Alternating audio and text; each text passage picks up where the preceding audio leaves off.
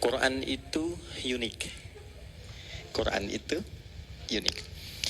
Orang-orang yang mampu berinteraksi dengan Quran secara baik, entah itu sekedar membacanya, memahaminya, atau menghafalkannya, maka yang pertama Allah deklarasikan dalam Al-Quran adalah ia mampu merubah kehidupan orang itu.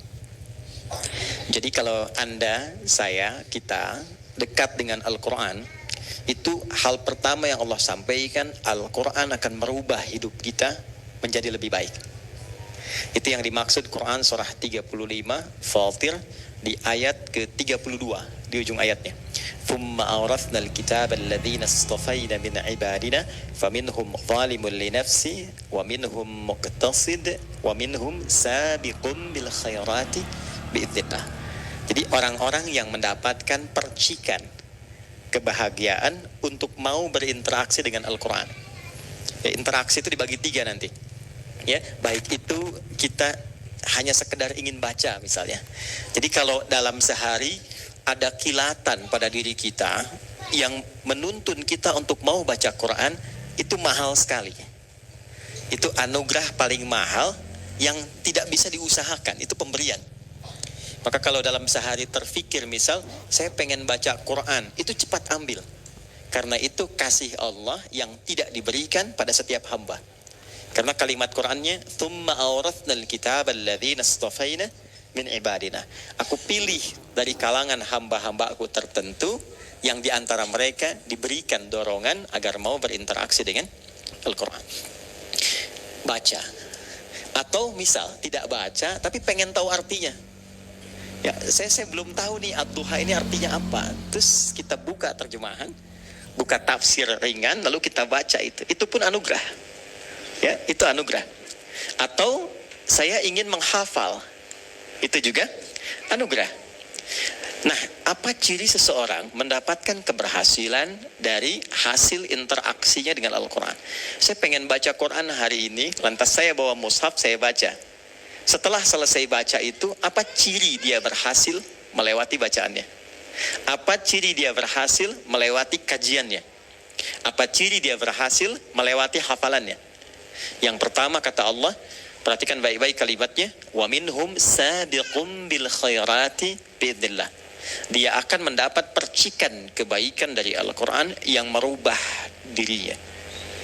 Nah, ini ada tahapan. 1, Allah berikan ketenangan dulu. Jadi kalau teman-teman membaca Quran dan itu melahirkan ketenangan, kelapangan dalam hati, itu ciri anugerah pertama yang Allah berikan pada kita. Jadi kalau baca Quran pertama kali itu, jangan harap bertambah harta. Kalau bertambah harta, kerja. Ya? Oke. Baik. Kalau Anda ingin berharap kedudukan, berusaha. Tapi kalau Anda ingin mendapatkan ketenangan, silahkan salah satunya ambil wudhu, buka mushaf. Menariknya begini kadang-kadang. Kadang saat kita punya masalah, lalu kita buka mushaf, menariknya kadang-kadang saat dibuka acak itu, kok ayatnya sesuai dengan apa yang sedang kita rasakan. Nah, itu bisa begitu. Nah, itu hanya Al-Quran. Anda boleh buka bacaan apa saja. Tidak ada sifat yang sama dengan Al-Quran. Karena itu baru dibuka, belum dibaca, baru lihat, itu sudah merasakan getaran tertentu di jiwa. Nah, itu yang dimiliki Al-Quran. Itu yang dimaksud Quran surah ke-8 Al-Anfal di ayat yang kedua.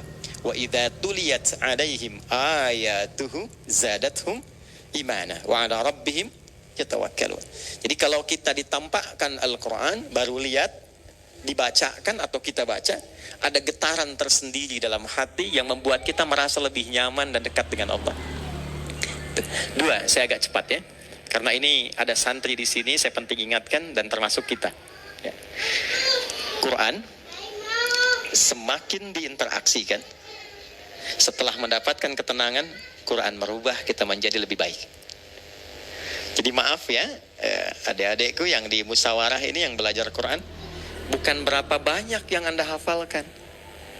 Kalau cuma mau hafal Quran gampang. Saya di Tripoli, itu kalau sedang dialog lintas agama, itu beberapa partner dialog itu non-muslim hafal Quran. Ada yang hafal. Jadi kalau sekedar hafal gampang. Saya punya burung beo, ya. Sekarang sudah mati, tapi saya yakin matinya husnul khotimah, ya. Hari Jumat dia, ya, dia meninggal hari Jumat setelah mengetahui Allahu Akbar, hafal, dan telah hafal ayat pertama surah Al-Ikhlas, dan dia menyapa setiap orang dengan salam. Dan saya beri nama dia Suneo, ya, karena suka nengokin orang. Setiap orang datang, Assalamualaikum, Assalamualaikum, katanya, Allahu Akbar, Allahu Akbar.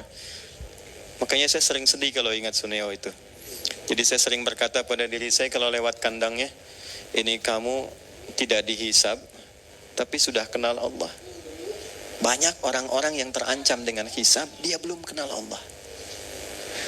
Kamu tidak dihisab, tapi kamu bisa sapa orang dengan salam. Ada orang yang bahkan mengatakan sudah beriman, tapi dia belum mampu menyapa orang lain dengan salam. Nah, itu poin besarnya. Jadi kalau sekedar hafal, hewan pun bisa hafal. Tapi hafalan hewan itu tetap tidak merubah dia menjadi lebih baik. Ya, buktinya Suneo kalau pipis sembarangan tuh. Baik. Nah, maka teman-teman santri ya, ingat baik-baik. Semakin banyak yang dihafal, semakin merubah diri Anda lebih baik. Ya. Nah, tuh diingatkan tuh. Oh, ini penting tuh. Ya. Satu, dari ujung kepala sampai ujung kaki, lisannya mesti lebih lembut. Quran itu punya ciri khas. Kalau semakin dekat dengan Quran, semakin lembut pribadi kita. Ya. Dan itu auranya beda. Teman-teman kalau lihat Habib Umar lain kan ya? Ya. Habib Umar itu rahasia besarnya nggak pernah lepas dengan Quran. Jadi kalau safar dari Yaman ke sini, ya, itu di pesawat itu baru tidur kalau sudah lepas itu dengan Quran, tidur itu masih nempel Qurannya itu. Jadi nggak ada waktu satu pun kecuali dekat dengan Quran. Tempatnya sekarang bukan di tempat biasa, bukan di hotel, tapi di rumah Quran. Maka sejak teman-teman masuk dari gerbang ke sini dan duduk sampai dengan kembali, saya berharap dengan kita mengaji di tempat ini, setidaknya merubah kita lebih baik setelah pulang dari sini. Ya, nah, tak cukup dengan amin ya, nanti kita praktekkan tuh. Jadi begitu keluar, lisannya mesti lebih baik. Saya tidak pernah mengajarkan